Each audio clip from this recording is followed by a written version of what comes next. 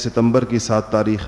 اور وہ ہمارے لیے پاکستان کی مسلمانوں کے لیے اس لحاظ سے بڑی تاریخی ہے کہ یہ وہ دن تھا جس دن پاکستان میں رسول اللہ صلی اللہ علیہ وسلم کی ختم نبوت کے دشمنوں کو یعنی قادیانیوں کو کافر قرار دیا گیا تھا۔ تو 1974 غالباً 1974، اور یہی 7 ستمبر یہ دن بھی اس میں چونکہ قریب تھا،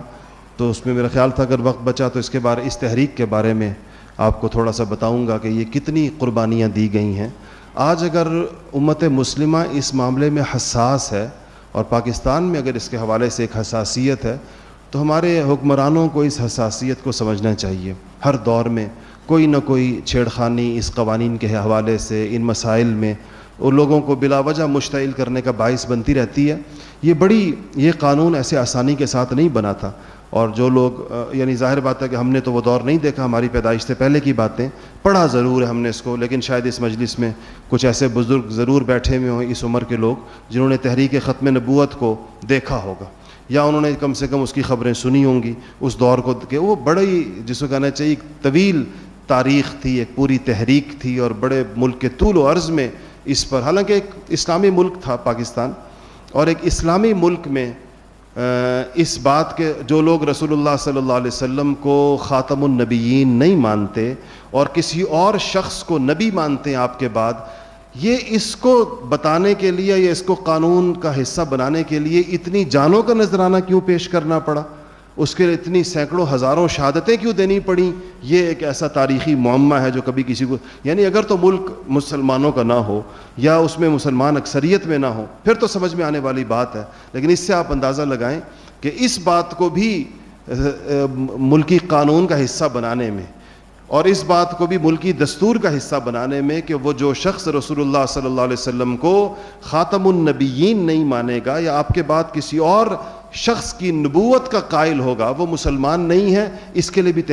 اس ملک میں تحریک چلانے کی ضرورت پیش آئی، اس کے لیے بھی جانیں دینی پڑی، اور ایک دو نہیں ہزاروں جانیں دینی پڑی، تب جا کر یہ بات مانی گئی کہ یہ قادیانی جو ہیں یہ مسلمان نہیں ہیں اور یہ کافر ہیں۔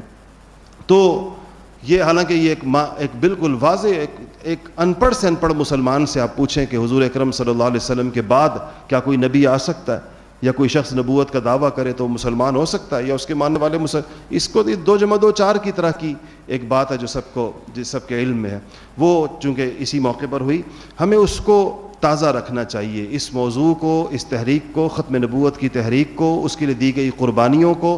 اور جس طریقے کے ساتھ اس پوری امت نے اکٹھا ہو کر تمام مکاتب فکر کے علماء نے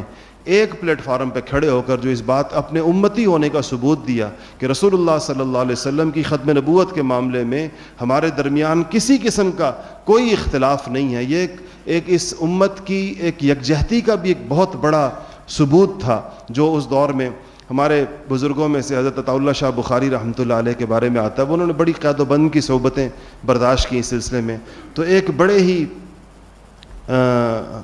روایتی قسم کے پیر صاحب تھے، اور وہ بھی جیل میں تھے، تو حضرت عطاء اللہ شاہ بخاری رحمۃ اللہ علیہ ان کی خدمت کیا کرتے تھے، کہتے تھے کہ انہوں نے کبھی مشقت نہیں دیکھی، یہ تو آپ کو پتہ ہے پیروں کا ایک اپنا لائف سٹائل ہوتا ہے، تو وہ ہمیشہ ان کے ارد گرد خدام ہوتے ہیں، خدمت کرنے والے مرید، اور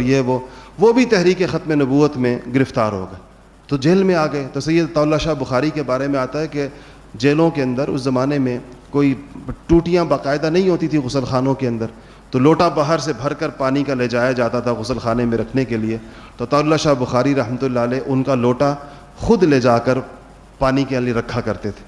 جب انہوں نے واش روم جانا ہوتا تھا۔ تو انہوں نے ایک دن ان کو دیکھ لیا پیر صاحب نے، تو انہوں نے کہا کہ شاہ جی آپ سید ہیں، مجھے اچھا نہیں لگتا آپ سے یہ خدمت لینا کہ آپ رسول اللہ کی اولاد ہیں اور آپ میرے لیے غسل خانے کا لوٹا رکھیں۔ تو کہا کہ شاہ جی نے کہا، سید عطاء اللہ شاہ بخاری نے کہا کہ مجھے یہ خیال رہتا ہے کہ آواز ہم نے لگائی یا اٹھائی، آپ بھی اس میں آ گئے اور یہ مشقت کی زندگی آپ کو بھی برداشت کرنی پڑی، تو میں آپ ہی کچھ خدمت کروں۔ تو انہوں نے پیر صاحب نے کہا کہ شاہ جی ساری عمر رسول اللہ کے نام کی روٹی کھائی، اگر ان کے نام پر 2-4 دن کی قید کاٹ لی تو کیا ہوا،